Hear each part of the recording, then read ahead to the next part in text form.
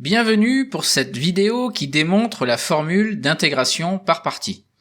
Rappelons pour commencer ce que raconte la formule d'intégration par partie.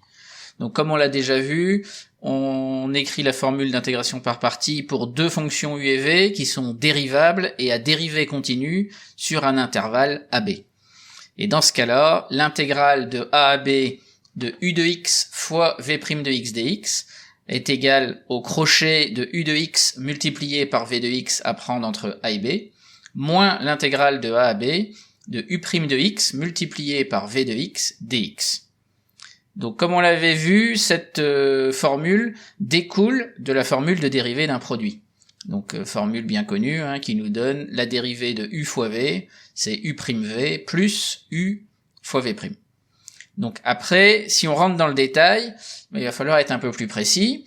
Et donc en partant de cette égalité-là, on va dire que on a ici une expression à gauche du signe égal et qui est égale donc du coup à l'expression qui est à droite. Donc forcément l'intégrale de a à b de la fonction qui est à droite fois dx est égale à l'intégrale entre a et b de toute la fonction qu'on avait ici multipliée par dx.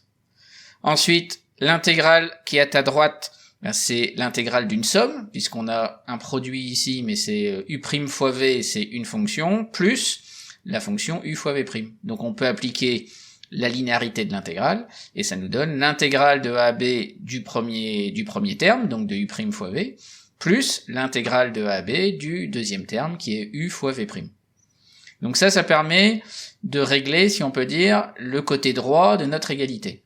Et maintenant, si on s'intéresse au côté gauche, on a l'intégrale de a à b de la dérivée de u fois v.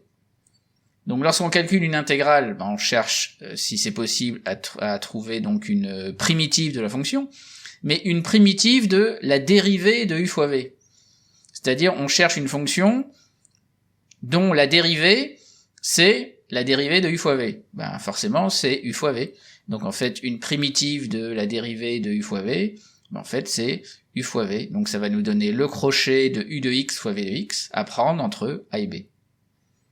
Donc si on regarde ça de près, ça nous donne en fait le crochet de u de x fois v de x à prendre entre a et b est égal à cette première intégrale-là, plus cette autre intégrale-ci. Donc en regardant un petit peu ça, en mettant un peu de couleur, donc on va mettre le crochet en rouge, la première intégrale en bleu, et on met en noir la deuxième intégrale. Donc si on veut isoler l'intégrale noire ici, ça va faire le crochet moins l'intégrale bleue. Et en fait, si on regarde bien, ça, c'est exactement la formule d'intégration par partie. Alors, si parfois on voit que dans la formule d'intégration par partie, c'est pas intégrale de u fois v' qu'on écrit, mais intégrale de u' fois v. En fait, c'est pas surprenant, puisque lorsqu'on regarde cette première égalité, là on a décidé d'isoler l'intégrale noire, mais si on avait décidé d'isoler l'intégrale bleue, on aurait eu intégrale de a à b du coup de u' fois v égale le crochet rouge moins moins l'intégrale noire qui est ici. Et donc c'est pour ça qu'en fait dans les formules d'intégration par partie, ce qu'il faut surtout retenir, c'est que si dans l'intégrale de départ c'est u fois v', on a toujours le crochet de u fois v moins l'intégrale de u'v, c'est-à-dire ce qu'on n'a pas ici. Si ici c'est u fois v', là c'est u' fois v. Et à l'inverse, si on est parti avec u' fois v, dans le crochet c'est toujours u fois v, mais moins l'intégrale, donc ici u' fois v, donc dans ce cas-là ici c'est u fois v'. Et voilà, c'est déjà fini, mais ce qu'il faut retenir, c'est que c'est toujours intéressant de comprendre cette petite démonstration pour être capable de retrouver la formule d'intégration par partie, ou pour se rappeler que c'est un signe moins qui est entre le crochet et l'intégrale. Sur ce, je vous dis à bientôt pour d'autres vidéos.